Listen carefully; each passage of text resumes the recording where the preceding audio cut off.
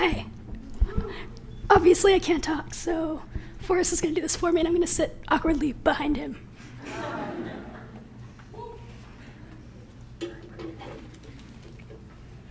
Hi again.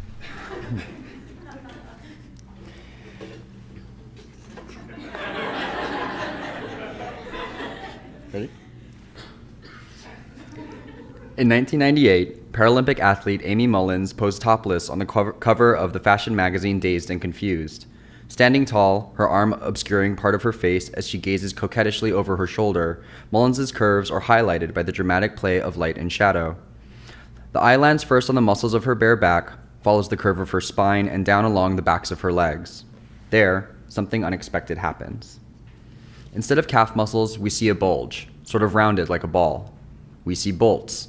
And then we see the shiny black blades, their curves just as sensuously lit as the rest of Mullins's body. Mullins was born without fibular bones, a condition that so weakens the legs that amputation is often the best course of action in order to restore functionality via prosthesis.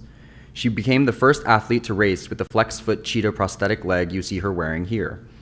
The carbon graphite sprinting blades have since become iconic, a symbol of the enabling, even augmentative possibilities of technology.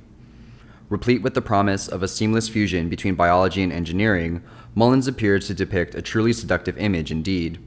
Cultural studies scholar McCard Smith observes that both tabloids and serious news sources alike portray Mullins as the, quote, figure of the quintessential cyborgian sex kitten, unquote. Smith's use of the term cyborgian is a reference to the cyborg, which I am defining as a hybrid of organic and synthetic systems fused into a single network. Most often depicted in science fiction imaginaries, the cyborg represents an anxiety about the dissolution of boundaries between fundamental categories like animal or machine into an inextricable, amalgamated entity. It questions how much technology can change us before we are no longer human. Popular culture from the 80s and 90s was obsessed with this question and suffused with images of the cyborg. The Terminator and Blade Runner's replicants are some of the most famous of these. Seeing the possibilities of these narratives, Donna Haraway named the cyborg a key figure of an increasingly networked society in her groundbreaking 1985 essay, A Cyborg Manifesto. Though films like The Terminator and Blade Runner posit dystopian visions, Haraway believed that embracing the cyborg could open up the possibility for a utopian future. For Haraway, the cyborg rejects the Christian mythology of Genesis, in which humanity's natural origins were pure before they were tainted by knowledge. The cyborg is an always-already hybrid entity, for whom the very idea of purity, and therefore of pollution, is unthinkable. Haraway saw this as a survival strategy, an opportunity to subvert the myth of pure origin, and therefore also to subvert the myth's necessary teleology, that is, Armageddon, the return to dust. Haraway would deploy this figuration of the cyborg in, quote, the utopian tradition of imagining a world without Genesis, but maybe also a world without end. The cyborg incarnation is outside salvation history, unquote. Anxieties around the dissolution of boundaries and the hope for utopian possibilities within that dissolution are the primary ideas evoked by the cyborg. The contemporary moment has seized upon a figure that seems, at first glance, a subtle deviation from these ideas. The cultural framing of Mullins as cyborg serves as a template for other similarly cyborgian visions, like the superhuman character Gazelle from the 2015 film Kingsman: The Secret Service, pictured here with her literal bladed legs. But despite the seductive promise of presenting figures like Mullins as a perfect hybrid of the body and technology, there are actual material constraints to this vision. The cheetah legs that Mullins wears here are designed to be in motion, and in an interview with the International Design magazine, Mullins explains that whenever she poses in them, quote, the photographer has to hold me and kind of prop me in position before I fall over, unquote. Even the augmentation fantasies have proven to fall short. In 2012, Oscar Pistorius, nicknamed the Blade Runner, was the first double amputee athlete to compete in the Olympics. Originally banned from the 2008 Olympics over fears that his prosthesis gave him an unfair advantage over other athletes, Pistorius ultimately finished last in the 400-meter sprint semifinals at London. Though we very much want to believe in the promises of the cyborg, the limitations of the technologies that Mullins and Pistorius employ have become rather apparent. Despite their high-tech prostheses, Pistorius and Mullins are not cyborgs, but amputees. They are depictions of what I am calling the prosthetic body, a configuration of human bodies and prosthetic devices rendered most visibly by amputees and their prosthetic limbs. This technologized bodily configuration poses a rather different set of questions than the cyborg. Importantly, the prosthetic body does not assume total technological integration. While the cyborg suggests a mystically perfect union between the human and technological devices, in modern prosthetics, the most difficult and critical part of a fitting is where the prosthesis meets the body. This junction is sensitive, prone to sores and abrasions, and requires special sheaths to protect the skin. It is the very boundary between the body and the prosthesis that must be most carefully attended to. Prosthesis maintains the material separation between the wearer and the device. It operates as a substitute, an artificial object attached to the body to make up for a missing part. Prosthesis requires a lack. For the cyborg, the notion of lack and its technological substitution is inconceivable. We are the machine. For prosthesis, this is a fundamental concern.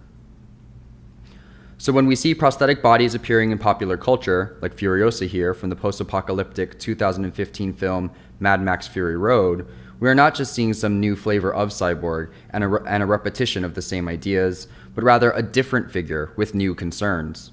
We are seeing a shift away from augmentation fantasies towards an ambivalent relationship to technology that is more concerned with its limitations than its possibilities. For contemporary Western culture, the question of technology is not if it will be excessive, but whether or not it will ever be enough. In Fury Road, this ambivalence manifests through the insistent revealing of the prosthetic device's separation from the body. Unlike the hybridized cyborg, we can see that the disjuncture between the body and the prosthetic object is clear and distinct. Furiosa's limb is not an exciting tech upgrade, but a substitution for her amputated arm. This separation is continually demonstrated throughout the film, despite the limb's seamless, cyborg-like functionality. It is as easily attached and detached as a piece of clothing, asserting that it is not integrated into Furiosa by some complex network. The connection is actually rather banal. The prosthetic body always maintains the possibility of decoupling and detachment, revealing Furiosa's amputation, and thus the limits of both her body and of her prosthesis. It is this disclosure of limitation that reveals the symbolic, semiotic power of prosthesis and the prosthetic body. The clear distinction between the prosthetic limb and Furiosa's arm emphasizes her lack, and insists on a remembrance of the trauma that her body endured. This lack, marked by her amputation, is the driving force within Furiosa's narrative, and her most emotionally charged scenes are similarly marked by the detachment of her prosthesis. One such moment of this important removal is when Furiosa is finally reunited with her kin after she escapes from the Citadel, her opposer's stronghold. This should be a triumphal scene, she having finally returned to her home after an entire lifetime of subjugation. Instead, she is told that her place of origin, the Green Place, is dead, like the rest of the wasteland. Furiosa's response to this news is to remove her prosthesis and scream. The decoupling of the limb from Furiosa's body in this dramatic moment recapitulates her lack, showing the viewer that it cannot erase the trauma that conditions it. By again revealing her amputation, Furiosa positions the prosthesis as a symptom of a greater loss that it cannot amend through substitution. The prosthetic body asserts that, whatever the promises of technology, it cannot ever replace or reproduce a sense of wholeness. In fact, Fury Road goes as far to suggest that the traumatic loss of wholeness is itself a phantasm. Through a suggestion of violence, we never actually see the amputation occur. Furiosa could very well have been born without the limb, like Amy Mullins, her current body in as much a state of wholeness as it was at its origin. Prosthesis cannot reconstitute the original body because there never was one. The lack is psychic, not literal, something that cannot be redressed by technological substitution. For Furiosa, the Green Place represents time before trauma. By attempting to return to a place that does not exist, Furiosa was in fact hoping to return to a time that does not exist. When she again tries to escape by heading further east, Max stops her and reminds her that hope is a mistake.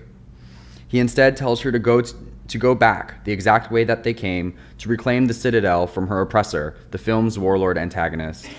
Only that way can she retrieve redemption. It is at this turn that the ontological implications of the prosthetic body are rendered most distinctly from the cyborg's promise. For Donna Haraway, the cyborg offers a kind of optimistic out from the apocalyptic teleology of cybernetic integration. She asserts that, quote, "The cyborg would not recognize the Garden of Eden. It is not made of mud and cannot dream of returning to dust, unquote. This is the hope that if we were successful in accepting our cyborg non-origins, there would be no desire for return. The very notion of return would be rendered incomprehensible. Fury Road, however, does not deny the possibility of the return to the garden. It is actually the citadel, the place from which Furiosa was trying to escape, that is the rare oasis in the vast wasteland. Only by turning back to defeat the warlord who first enslaved her and claim his citadel as her own is Furiosa able to find her redemption. It is not that there is no garden, but that the garden is in fact found through the reclamation of the site of trauma. Rather than the utopian project of Haraway's Cyborg, Fury Road denies its obviation of a global destruction that demands an ontology that can contend with disaster. This is what the prosthetic body offers. In refusing the optimistic hope for a time beyond trauma, Furiosa instead embraces the possibility of redemption, and therefore the possibility of survival. There is something tragic in needing to turn away from the cyborg. It is hard not to mourn the loss of its hopeful optimism. But at a time in our history when every summer sets a new heat record, when the daily news reads more like a body count than a narrative, the utopian promise of the cyborg feels febrile. Refusing apocalypse is not a viable survival strategy if it is already in process. But the prosthetic body rejects the cyborg's aversion to trauma, not its ability to imagine alternative futures. In moving beyond the cyborg, we may lose its techno-utopian vision. We gain an ontology that does not seek to resolve crisis by circumvention. Prosthesis asserts that possibility still exists beyond disaster if we only attend to the traumatic break. Let us not forget the cyborg, but let us see the seams.